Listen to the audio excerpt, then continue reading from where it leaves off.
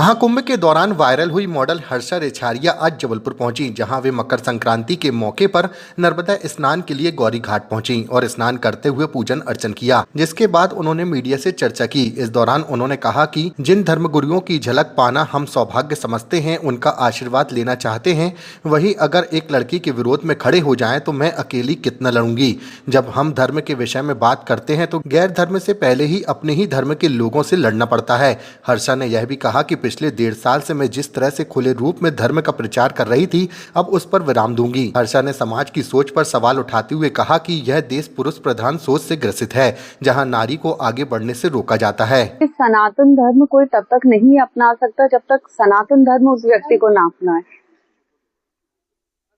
जब तक धर्म उस व्यक्ति को ना अपनाए, तो मैंने धर्म नहीं अपनाया, धर्म ने मुझे अपनाया है। कि मुझे लगता है मैं बहुत सौभाग्यशाली हूँ कि मेरा जन्म इस धर्म में हुआ है।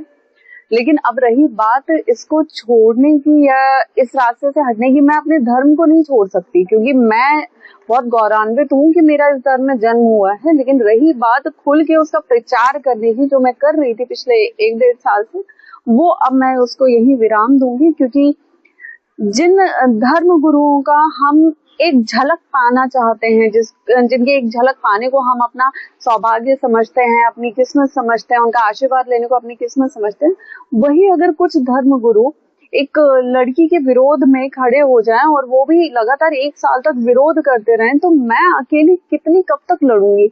और सबसे बड़ी बात पता है क्या है कि हमारे धर्म की एक खासियत है कि जब हम धर्म के विषय में बात करना शुरू करते हैं ना, तो गैर धर्मों से पहले हमें खुद के धर्मों के लोग से ही लड़ना पड़ता है, उन्हीं के सवालों का जवाब देना पड़ता है, उन्हीं के पूरे शक को क्लियर करना पड़ता है कि नहीं भाई ऐसा नहीं ऐसा है। तो इसमें हम दूसरों से क्या बोलें, दूसरों का क्या करें कि पहले हमारे खुद के धर्म में वो एकता हो जाए। यहाँ पे स्वाभिमान, यहाँ पे ईगो इतना क्लैश होता है कि कोई लड़की कैसे आगे बढ़ रही है उसको कैसे रोकना है, उसको कैसे नीचे गिराना है। और सबसे बड़ी बात, ये हमारे पौराणिक काल से अभी तक चला आ रहा है कि अगर आप किसी लड़की का मनोबल, किसी स्त्री का मनोबल नहीं तोड़ पा रहे हैं, तो उसके चरित्र को आप निचोड़ना शुरू कर दीजिए, फिर तो वो लड़की टूटेगी ही टूटेगी। तो ये तब भी हो रहा था, ये आज भी हो रहा है, और ये पता नहीं कब तक होगा कि कितना आसान हो जाता है कि एक लड़की को तोड़ना और हर तरह से तोड़ना। और आज मुझे लगता है कि अगर मेरे विरोध में 10 लोग भी खड़े हुए हैं, तो वो 10 लोग कम से कम इतना मानते हैं कि मैं उन 10 के बराबर अकेली खड़ी हूँ।